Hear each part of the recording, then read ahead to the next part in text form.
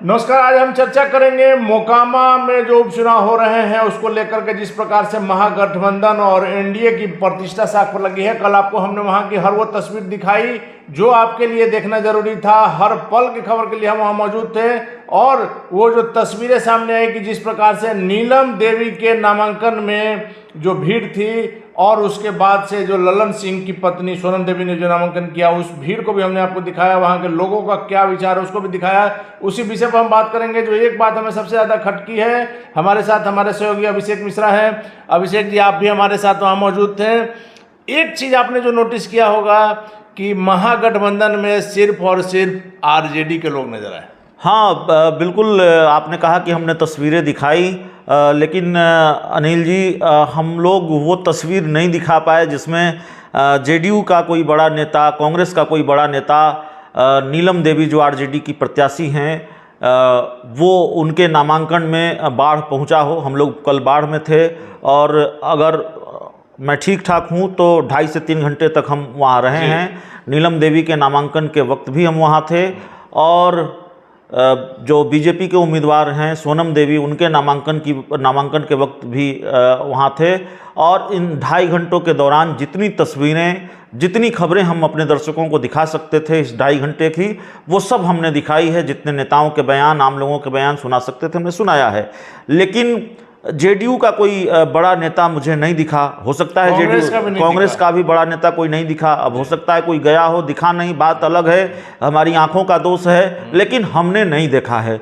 और वाकई अगर कोई गया नहीं है जेडीयू की तरफ से, फिर सवाल है कि ये चुनाव आरजेडी लड़ रही है या फिर ये चुनाव महागठबंधन लड़ रहा है। देखिए, जैसे ही ये बात सामने आई थी या तय था कि नीलम देवी जो अनंत सिंह की पत्नी हैं वो प्रत्याशी होंगी आरजेडी के टिकट पर, वैसे ही ये सवाल मुंह बाय खड़ा हो गया था कि क्या अगर नीलम देवी प्रत्याशी होंगी तो जेडीयू के जो बड़े नेता हैं नीतीश कुमार, ललन सिंह, क्या नीलम देवी के लिए वोट मांगने जाएंगे, नीलम देवी के लिए चुनाव प्रचार करेंगे नहीं करेंगे, ये अब भी सस्पेंस है। लेकिन अगर जेडीयू का कोई बड़ा नेता नहीं दिखा है और अगर कांग्रेस का कोई बड़ा नेता नहीं दिखा है तो ये महागठबंधन की सेहत के लिए अच्छी बात नहीं है अनिल जी। और जाहिर तौर पर अब ये देखना और दिलचस्प हो गया है, अब इस बात पर निगाहें और टिकी हुई होंगी सब लोगों की कि जेडीयू के बड़े नेता नीलम देवी के लिए जाकर प्रचार करते हैं कि नहीं करते हैं।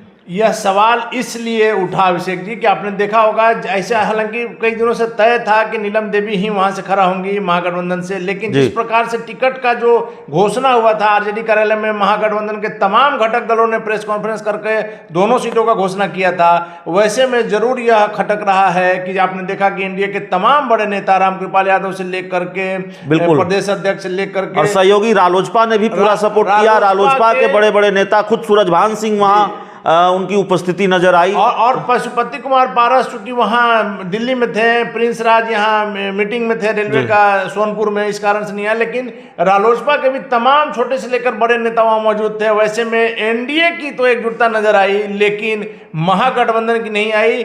और जदयू की जो आपने बात की तो आपको पता होगा कि आज होम्योपैथिक इलाज के कारण ही अनंत सिंह की सदस्यता गई है।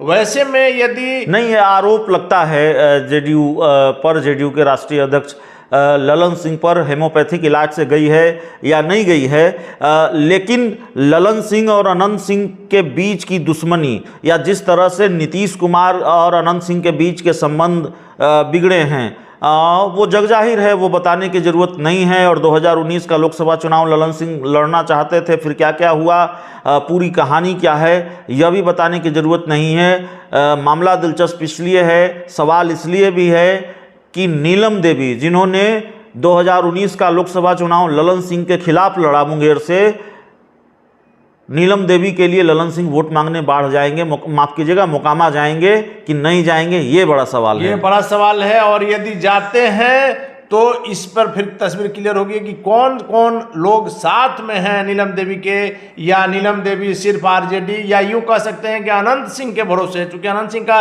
क्या दबदबा है आपने हमने देखा वहां जाकर के। बिल्कुल, काफ़ी हुजूम था। हालांकि भारतीय जनता पार्टी के प्रत्याशी भी जब नामांकन के लिए पहुंचे तो कम हुजूम नहीं था। सूरजभान सिंह का भी अपना प्रभाव है। देखिए, मैं बार बार ये कह रहा हूं अनिल जी कि मोकामा की जो लड़ाई है दरअसल दो बाहुबलियों के बीच की लड़ाई नहीं है। मामला सिर्फ अनंत सिंह और ललन सिंह का नहीं है, 3 बाहुबलियों की लड़ाई है। सूरजभान सिंह भी मैदान में हैं और सूरजभान सिंह ने सपोर्ट किया है ललन सिंह को। तो ऐसे में सवाल ये होगा कि सूरजभान सिंह की एंट्री से, इस चुनाव में एंट्री से, इस चुनाव में सामने आ जाने से अनंत सिंह अपना गढ़ बचा पाएंगे, नहीं बचाएंगे, यह भी एक बड़ा महत्वपूर्ण सवाल है। तीनों के अपने अपने वर्चस्व की कहानी है। बिल्कुल, तीनों की अपनी कहानी है, तीनों का अपना एक वजूद है, अपनी एक अहमियत है, अपना एक प्रभाव है उस इलाके में। और जाहिर तौर पर कौन किस पर कितना प्रभावशाली होगा, कौन किस पर कितना भारी पड़ेगा, 6 नवंबर से पहले ये बता पाना संभव नहीं है, इसका अंदाजा लगा पाना संभव नहीं है। कांटे की लड़ाई है और खासकर ये हम मोकामा की लड़ाई की बात कर रहे हैं। सियासत में वैसे ही अनिश्चितताएं बहुत होती हैं, तो राजनीति में चुनाव से पहले चुनाव की सटीक भविष्यवाणी करना थोड़ा मुश्किल होता है, थोड़ी जल्दबाजी होती है, रिस्क का काम होता है। और आप मोकामा के चुनाव की भविष्यवाणी कर देंगे, मोकामा के चुनाव नतीजों की भविष्यवाणी कर देंगे, ये और बड़ा रिस्की काम हो जाएगा, ये और बड़ी जल्दबाजी हो जाएगी। लेकिन अभिषेक जी, आपने एक चीज देखा इतने दिनों से जब आप देख रहे हैं मोकामा चुनाव को, ललन सिंह जो है वो पिछले चुनाव का अगर उनका आंकड़ा उठाकर देखा जाए तो कम अंतर से वो पीछे रह जा रहे थे। वैसे में बीजेपी का साथ जो है निश्चित तौर पर, क्योंकि उनका आपने देखा ललन सिंह का मनोबल कितना हाई, बीजेपी का साथ भी और सूरजभान सिंह का साथ भी। और देखिए, अगर ये कहें कि ललन सिंह के लिए भी साख का सवाल है, अनंत सिंह के लिए भी साख का सवाल है और सूरजभान सिंह के लिए भी साख का सवाल है। क्योंकि सूरजभान सिंह का जो कद है रालोसपा में, मोकामा में, बिहार में उनका जो चर्चित चेहरा है, बाहुबली के नाम से वो भी जाने जाते हैं, और धन बल की कमी तीनों में से किसी के पास नहीं। बिल्कुल, धन बल की लड़ाई है कि नहीं है, लेकिन बाहुबल की लड़ाई तो है मोकामा में, ये साफ तौर पर। आपको याद होगा, हमने जब हम ललन सिंह जी से बात कर रहे थे तो हमने ये बात उनको कही थी, ये सवाल उनसे पूछा था कि क्या बाहुबलियों का अखाड़ा बन गया मोकामा? लगता तो यही अखाड़ा बन गया है। आखिरी सवाल है कि आप क्या देख रहे हैं, अंतर जो है वो जीत का काफ़ी कम रहेगा चाहे जो जीते, क्योंकि दोनों महागठबंधन और एनडीए दोनों की प्रतिष्ठा साख पर लगी हुई है उम्मीदवार के माध्यम से। देखिए, मेरे हिसाब से, जो मेरी समझ है, चुनौती ज़्यादा बीजेपी के लिए है, चुनौती ज़्यादा सूरजभान सिंह के लिए और ललन सिंह के लिए है।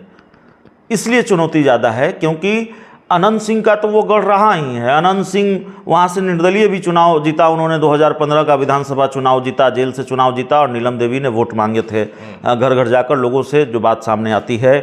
लगातार वो जेडीयू के टिकट पर भी चुनाव जीतते रहे। 2020 का चुनाव उन्होंने आरजेडी के टिकट पर जीता, तो उनका गढ़ है, वो अपराजय रहे हैं।